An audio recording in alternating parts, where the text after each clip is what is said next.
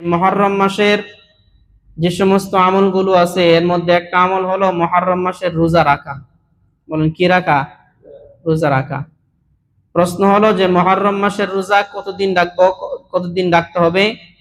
এই প্রশ্নের জবাব হলো মুহররম মাসের রোজা রাখতে হবে 10 তারিখ মূল উদ্দেশ্য। তবে 10 তারিখ শুধুমাত্র নয়, 10 তারিখের সাথে যে কোনো একটা দিন মিলিয়ে রোজা রাখা, অর্থাৎ 10 তারিখ, 9 তারিখ এবং অথবা 10 তারিখ 11 তারিখ। তার মানে আজকে যারা রোজা রেখেছে আগামীকাল রাখতেই হবে, আর আজকে যারা রোজা রাখতে পারে নাই আগামীকাল এবং পরের দিন রোজা রাখা, 11 তারিখে রোজা রাখা, শনি এবং রবিবার। এর ফজিলত কি?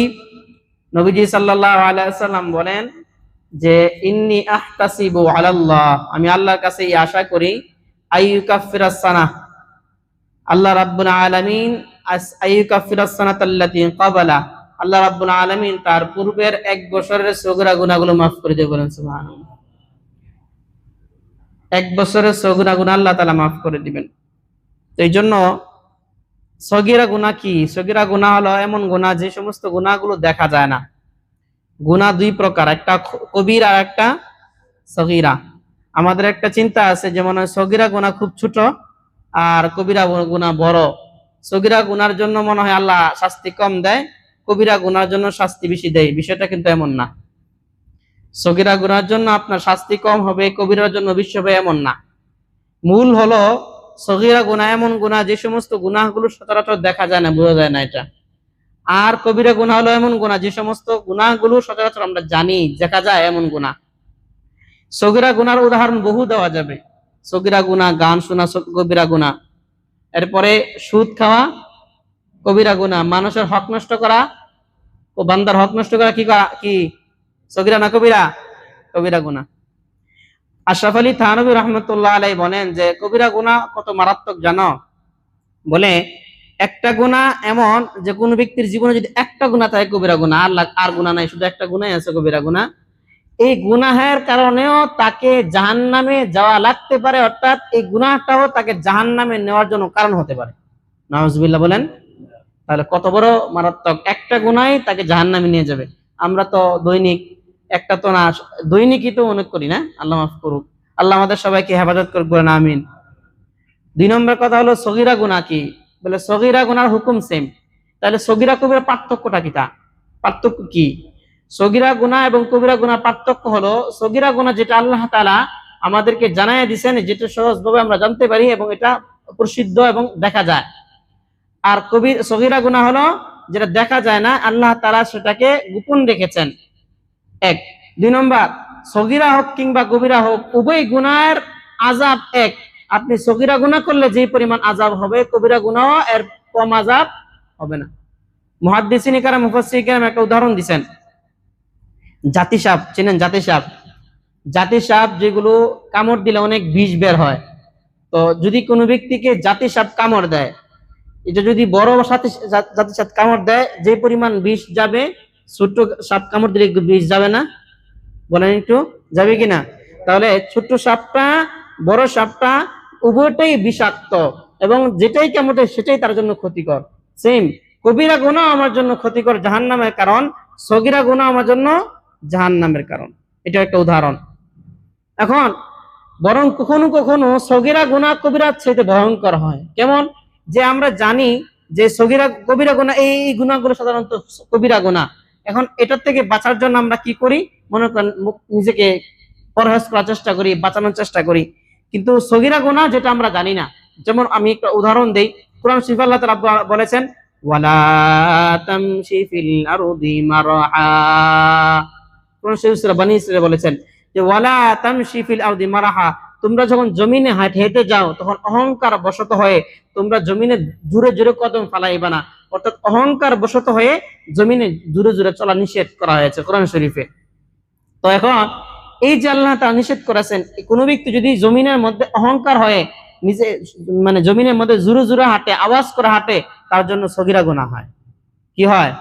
সগীরা গুনাহ হয়। এখন অনেকে তো আমরা জানিই না, অনেকে আমরা জানি না।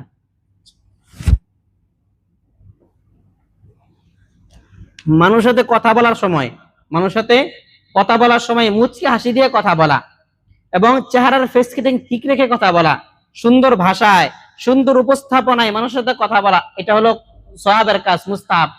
কিন্তু উল্টা হলো মানুষের সাথে যদি আপনি খারাপ কথা বলেন, ঠিক আছে, কিন্তু কথার মধ্যে আছে না যে রসকস নাই, কি বলেন, কথা শুনলে মনে হয় যে কি মনে আমার আক্রমণ করবে, এমন না? অনেকের আছে চেহারার ফেস কাটিং, ভাষা, উপস্থাপনা, এগুলো এমন ভাবে তো সে মানে প্রয়োগ করে মনে হয় যে সে কথার মধ্যে আপনাকে মারতেছে, ঠিক আছে? এই যে এই গুণাটা, আপনি তার কথার সাথে তার কথার মাধ্যমে তাকে আঘাত করছেন, আপনার ফেসের মাধ্যমে, ভাষা উপস্থাপনার মাধ্যমে আপনি তাকে ক্ষতি করতেছেন, ভাষার সাথে কথা বলতেছেন, এটা হলো সগীরা গুনাহ। এটা কি? এটা গুনাহ। তাহলে একদিকে আপনি সুন্দর ভাষায়, চেহারা সুন্দর, ফেস কাটিং ঠিক রেখে কথা বলা, এটা হলো সওয়াব, মুস্তাহাব। আর উল্টা হলো যদি সেটা আপনি খারাপ ভাষায় ব্যবহার করেন এবং এভাবে কথা বলেন যে কষ্ট পাচ্ছে, তাহলে সেটা আপনার জন্য কি? গুনাহ। এই গুনাহটা আমরা অনেকে জানিও না, মনে করি যে হেরা যদি একটু ভাষার মাধ্যমে একটু যদি মার দিতে পারি তাহলে আমি সফল, কি বলেন? অনেক তো গালাগালি করে, গালাগালি গালাগালি কিন্তু না, গালাগালি কবিরা গুনাহ, গালাগালি পর্যন্ত করে কবিরা গুনাহ। গালাগালি আগ পর্যন্ত আপনি খারাপ ব্যবহার করতেছেন ভাষার মাধ্যমে, উপস্থাপনার মাধ্যমে, চেহারা ফেস কাটিংয়ের মাধ্যমে, সেটা একটা গুনাহ। কথা বুঝে আসতেছে আমার? তাহলে গুনাহ যে হয় আমাদের অনেক, এরকম অনেক গুনাহ আছে যেগুলো কি সগীরা গুনাহ, এগুলো আমরা জানিও না। এখন যে কথাটা বলা উদ্দেশ্য যে সগীরা এবং কবিরা গুনাহ, তো কবিরা গুনাহ, বড় গুনাহ বলতে এটা আল্লাহ তাআলা মাফ করে দেন না। এটা মাফ কেমনে হয়? বলে এটা মাফ হয় আল্লাহ রাব্বুল আলামিন মাফ করে দেয় কিভাবে? বলে আল্লাহ তাআলার কাছে তওবা করতে হয়, তওবা করা ছাড়া আল্লাহ তো মাফ করে না। ইল্লা মান তাবা ওয়া আমানা ওয়া আমিলা আমালান সালিহা, কোরআন শরীফে আছে। তাহলে তওবা যারা করে তাদেরকে আল্লাহ তাআলা মাফ করেন। আচ্ছা, বাকি হলো সগীরা গুনাহ, যেটা ছোট গুনাহ, যেটা ছোট গুনাহ। তো ছোট গুনাহ যদি আমরা করি, ছোট গুনাহ যদি আমরা করি, তাহলে সেক্ষেত্রে তার কি হবে? আমরা তো জানিও না গুনাহ হইতেছে, জমিনে হাঁটতেছি, জোরে জোরে হাঁটতেছি, গুনাহ হইতেছে। একজন ভাইয়ের সাথে আমি কথা বলতেছি, সুন্দর ভাষায় কথা বলতেছি না, গুনাহ হইতেছে। তাহলে এটাতে বাঁচার কি সিস্টেম? তাআলা বলেন যে এটার জন্য আল্লাহ তাআলা কি করেছেন, এটার জন্য আল্লাহ তাআলা একটা রাস্তা রেখেছেন। আল্লাহ কয় যেহেতু এটাও গুনাহ ওইটাও গুনাহ, কবিরা গুনাহ আমি প্রকাশ করে দিয়েছি, এটাকে তোমার উপর রেখে দিয়েছি, তুমি এটাকে ইস্তেগফারের মাধ্যমে আল্লাহর কাছে ক্ষমা চেয়ে নিবা। আর যেই গুনাহটা তোমার ক্ষমা আল্লাহ তাআলা করবেন না, আল্লাহ তাআলা ক্ষমা করে দিবেন, তুমি জানো না ওইটা আমি আল্লাহ রেখে দিয়েছি, আমি আল্লাহ তোমার জীবনের গুনাহগুলো মাফ করে দেব। বলেন সুবহানাল্লাহ। এই যে অজানা যে গুনাহগুলো আছে, যেগুলো সম্পর্কে আমার জানা নাই, যে অজানা গুনাহগুলো হইলো কি? সগীরা গুনাহ। বলেন অজানা গুনাহর নাম কি? হ্যাঁ, এখন যে হাদিসে আছে যে আল্লাহ তাআলা আমার অতীতের 1 বছরের অজানা গুনাহ মাফ করে দিবে, তার মানে অজানা গুনাহ কম হয় না বেশি হয়?